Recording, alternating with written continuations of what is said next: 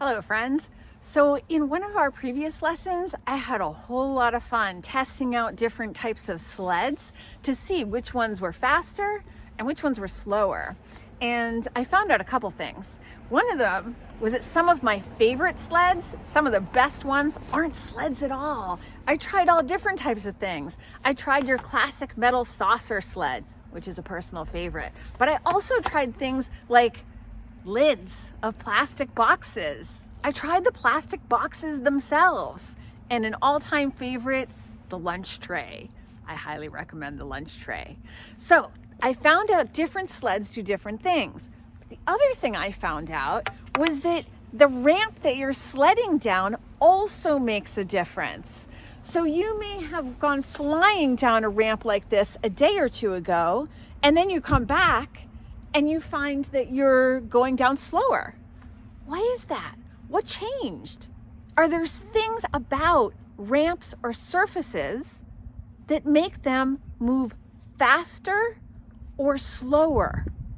Or that make the things that are on top of them, like my sleds, move faster or slower? So I thought today that we would experiment with ramps and different surfaces of ramps to find out what makes a fast surface and what makes a slower surface. So I hope you'll join in. It's really fun.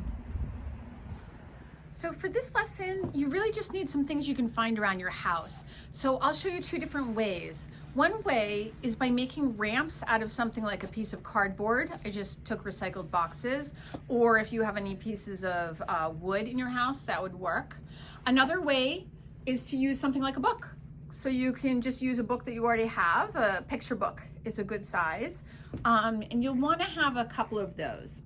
Then once you've decided what you're going to use for your ramps, you're going to need something to prop those ramps up on. So I've got a couple of puzzles behind. So, I tipped over my dinosaur. So the puzzles can help hold up my ramp, whatever ramp I choose to use. Now lastly, you're going to need something to cover, different things to cover your ramps with. So I chose a bunch of different materials just from around my house again. I chose a towel because I thought it was kind of bumpy and I was looking for bumpy. I also chose a t-shirt, which is a fabric but smoother. Some tin foil for my kitchen. I could have used something like cotton balls. I didn't in these tests, but I could have. Or something like bubble wrap. Also kind of bumpy and smooth at the same time, and just a lot of fun to play with. And lastly, I chose a plastic bag that I had, or just one that I need to recycle from the store. And actually there is one more thing that you need. You'll need something that you're going to use to test your ramps to roll down. So I did it two ways. You can use, if you have any toy cars that'll go down the ramp, you could use those. You might have a toy skateboard, you might have a toy sled, or you may have some kind of a ball, like a baseball or a golf ball or a marble. Something like that works too. So again, three basic things. Something to make your ramps out of, like these. Things to cover your ramps that are different types of surfaces to see which ones are faster and slower. And then something that will slide down your ramp, whether it's a toy or a ball or what have you. And I'll show you two different ways of doing it. All right, so I've got my different ramps all set up. I've got, each ramp has different material. This one is just plain cardboard, but the others have different kinds of materials. I tried to choose materials that would have different properties. In other words, they're all a little bit different. So this one's smooth and shiny.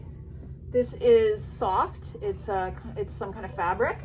This one is kind of like, how do we say, bumpy, maybe even a little sticky. These are things used to open jars. And like I said, that one's plain. Now I've got my cars all set up that I'm going to test on my ramps, and I just raised them up on a cardboard box, but I could have used stacks of books, could have used anything. And I put my finish line because I'm going to try and compare and see which ones are faster and which ones are slower. So I was trying to figure out how I could make them, how I could compare them and have them run all at the same time. So I decided, I just found a yardstick, but I could use a broom handle, I could use anything. And I'm going to line up my cars behind that while holding the yardstick because I don't have a friend to help me right now. And then I'm gonna lift it up and let them go at the same time. So let's do that right now. So let's see if I can make it happen. So I'm lining up my yardstick. But like I said, I could use a broom handle. I could use another box, even a really big book. Oh, let's see if I can reach. All right, so all of my cars are lined up and ready to go. And as soon as I lift up the yardstick, they're gonna fly. Let's see which one's fastest. Oh my goodness. I don't know if you saw that, but there is a clear winner in terms of being fastest and also going farthest, which is interesting. And there's also this one right here. Check it out. Didn't go anywhere. Very interesting. So what if you don't have cardboard ramps and all that stuff? Well, I thought I would show you another way of doing this. So another way to do it is to just use some books that you have. I chose 4 books that are the same size, and I'm gonna wrap each of my 4 books in different materials. So I just looked around my house. I found a towel, my favorite mushroom t-shirt. This is like a plastic grocery bag. I just put the book inside, so I'm not taping or gluing anything down to the books. And then this last one, I could just leave it plain, or I was gonna wrap this one in a piece of tin foil. Lots of us have tin foil in the house. Just show you how to do it. Again, this way you can make your own ramps, but they won't be permanent. You're not gonna ruin your books by doing this. So now I have 4 different ramps that I can test. You also may not have cars at your house. You may not have something like that. Well, that's fine. What do you have that could roll down your ramps? So if you don't have a car, maybe you have something like a ping pong ball that you could use, or a golf ball, or even a marble.